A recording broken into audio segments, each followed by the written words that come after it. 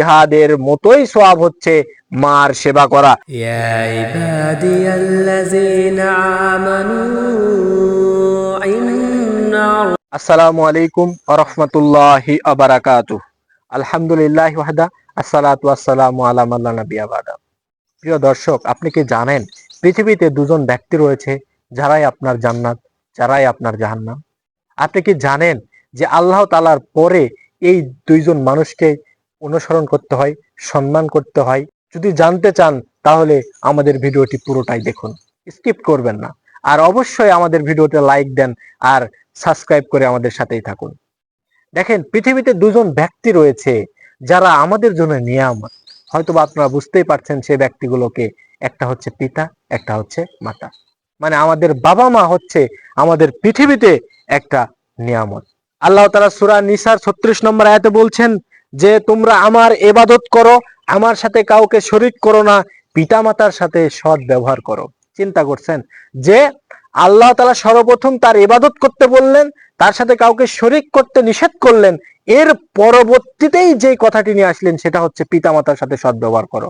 এরপরে আল্লাহ তাআলা সূরা লুকমানের 14 নম্বর আয়াতে বলছেন যে আমি মানুষকে নির্দেশ দিয়েছি তারা যেন তার পিতামাতার সাথে সৎ ব্যবহার করে।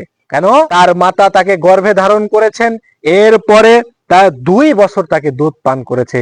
এজন্য তাদের সাথে ভালো ব্যবহার করতে হবে, তাদেরকে মূল্যায়ন করতে হবে, তাদের সাথে খারাপ ব্যবহার করা যাবে না। আবু হুরায়রা রাদিয়াল্লাহু তাআলা আনহু বলছেন, রাসূল সাল্লাল্লাহু আলাইহি ওয়াসাল্লামকে প্রশ্ন করা হলো যে আল্লাহ রাসূল, আমার নিকট থেকে কোন ব্যক্তি সবচেয়ে বেশি ভালো আচরণের অধিকার রাখে? আল্লাহ রাসূল সাল্লাল্লাহু আলাইহি ওয়াসাল্লাম বললেন, তোমার মা। আবারও তাকে একই প্রশ্ন করা হলো, তিনি আবারও জবাব দিলেন, তোমার মা। এরপরে তাকে আবারও একই প্রশ্ন করা হলো, সে বলল, তোমার মা। এরপরে আবারও প্রশ্ন করা হলো, তখন আল্লাহর নবী বললেন, তোমার বাবা। তাহলে চিন্তা করেন, আপনি যার সাথে সবচেয়ে বেশি ভালো ব্যবহার করবেন সেটা হচ্ছে আপনার মা। কারণ আল্লাহর নবী প্রথম 3 বার যার কথা বললেন সেই 3 বারই হচ্ছে তার মা। আরেকটা হাদিস আবু হুরায়রা রাদিয়াল্লাহু তাআলা আনহু বলছেন যে আল্লাহর নবী বলছেন যে ওই ব্যক্তি ধ্বংস হোক, ওই ব্যক্তি ধ্বংস হোক, ওই ব্যক্তি ধ্বংস হোক। আল্লাহর নবী কথাটি 3 বার বললেন।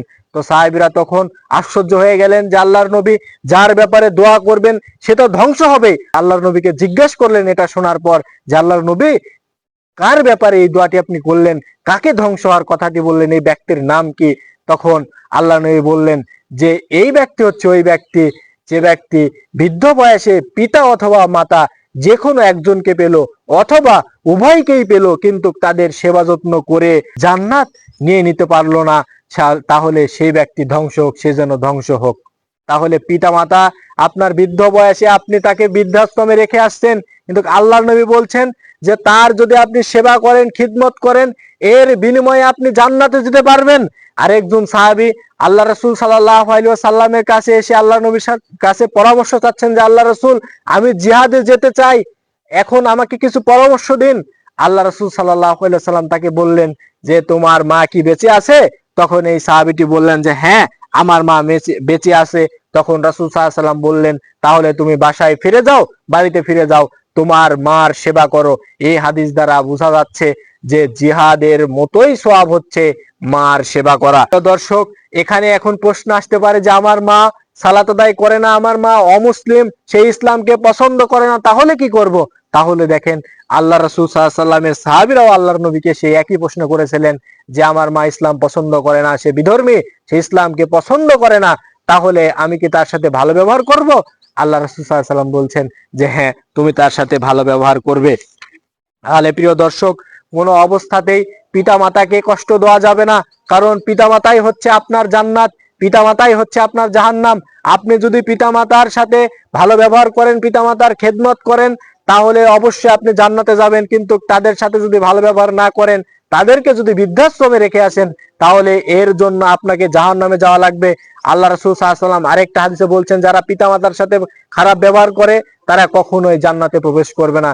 এ কারণে পিতামাতার ব্যাপারে সাবধান হবেন, পিতামাতার সাথে কোনো অবস্থাতেই খারাপ ব্যবহার করবেন না। তারা যতই আপনার সাথে খারাপ ব্যবহার করুক, তাদের সাথে যতই দ্বিমত হোক, আপনার কোনো অবস্থাতেই পিতামাতার সাথে খারাপ ব্যবহার করা যাবে না। আল্লাহ তাআলা আমাদেরকে যেন পিতামাতার ব্যাপারে সতর্ক হওয়ার এবং তাদেরকে মূল্যায়ন করার, তাদেরকে সেবা করার তৌফিক দান করেন। আল্লাহুম্মা আমিন।